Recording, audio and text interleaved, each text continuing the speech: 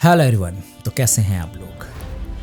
कुछ लोगों की इंक्वायरी होती है कि हमें जैसे आपके ये चने आते हैं, भुने हुए चने हो गए, मूंगफली हो गई, ये हमें बिना हवा का पैक करना है, तो क्या हम एफएफएस में कर सकते हैं? क्योंकि अलग अलग बहुत सारे ऐसे जगह होते हैं जहाँ पे आप इनको बेच सकते हो, चखने वकने के रूप उसमें बिक जाता है। ये जैसे आपका चना हो गया, चने के अंदर आपने मसाला मिला दिया, ये तुरंत डेली के डेली बिक जाता है। गुजरात साइड में मैंने कई मशीनें दी हैं लोगों को, उधर ये बहुत बिकता है।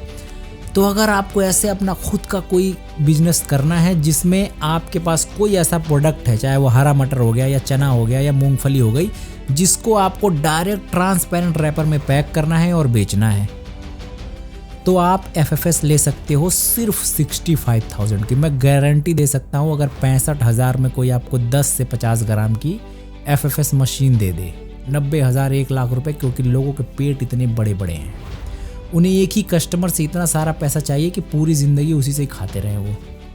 लेकिन हमें नहीं चाहिए, क्योंकि पूरी ज़िंदगी कितनी है ये हमें पता नहीं है।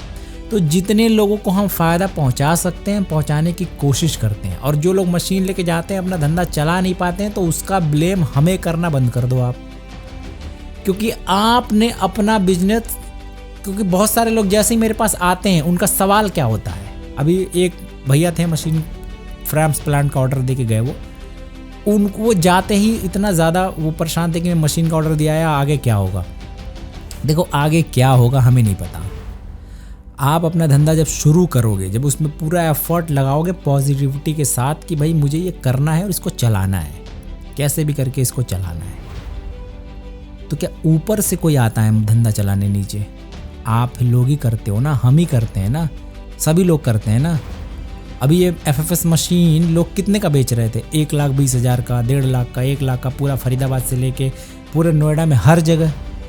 तो क्या जब आप घुसते हो उस लाइन में, जैसे मैं आया तो मुझे पता चला कि ये मशीन इतने में तो रेडी हो जाती है, 50,000 में या 52,000 में, 45,000 में, जितने में भी रेडी हो जाती है। इसमें मैं 5-7 हज़ार रुपये कमा सकता हूँ 55,000 की भी बेच के। अभी थोड़ी महंगाई हो गई है तो थोड़ा इसमें हमारा लॉस हो रहा होगा, लेकिन फिर भी हमारा इतना लॉस नहीं हो रहा है, क्योंकि कोई एक ऐसा आपका मास्टर प्रोडक्ट होता है जिससे आप मार्केट बनाते हो, जिससे आप कस्टमर अपनी तरफ लेके आते हो। जैसे मैं अभी एफएफएस आपको दिखा रहा हूँ, आप आओगे मेरे पास, अब आपको थोड़ी अच्छी क्वालिटी की मशीन चाहिए, आप न्यूमेटिक लोगे, उसमें मुझे 5,000 2,000 रुपये एक्स्ट्रा बच जाएगा।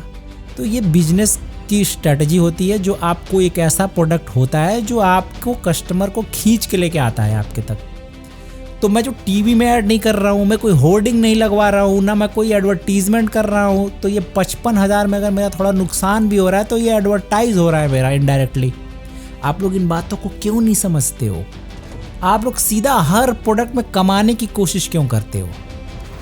आप 55,000 65,000 की ये मशीन लेके कुछ अपना एक ऐसा प्रोडक्ट बनाओ। जैसे आपने बनाया कोई मसालेदार चना, अब उसमें आपकी कॉस्टिंग आ रही है 2 रुपये, आप उसका 2 का ही बेच दो भाई, मत कमाओ उसमें। अभी आप पूरे दिन बैठे हुए हो तो आपने कुछ कमाया? नहीं कमाया। अब आपने जैसे ही मेहनत करके 2 रुपये का तैयार किया, अब आपको उसमें प्रॉफिट चाहिए, 2 का 4 में दूंगा। अबे क्यों दोगे भाई?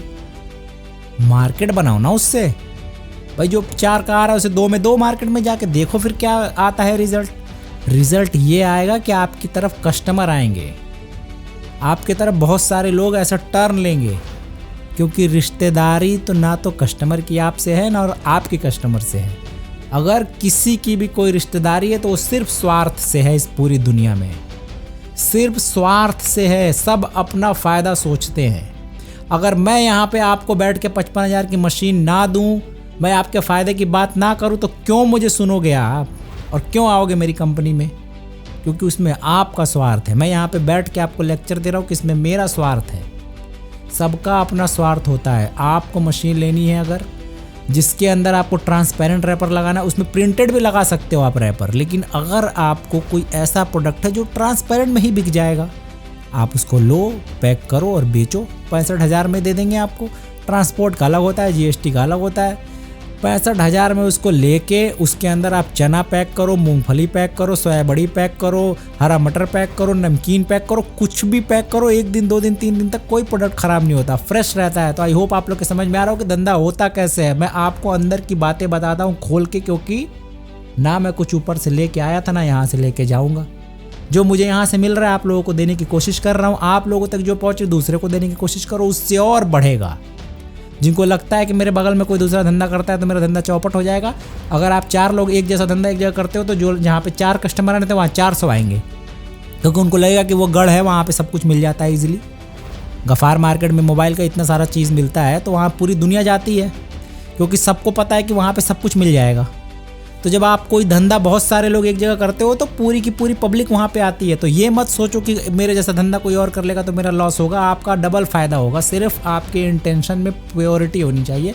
तो मिलेंगे फिर ऐसे नेक्स्ट, तब तक के लिए अल्लाह हाफिज़।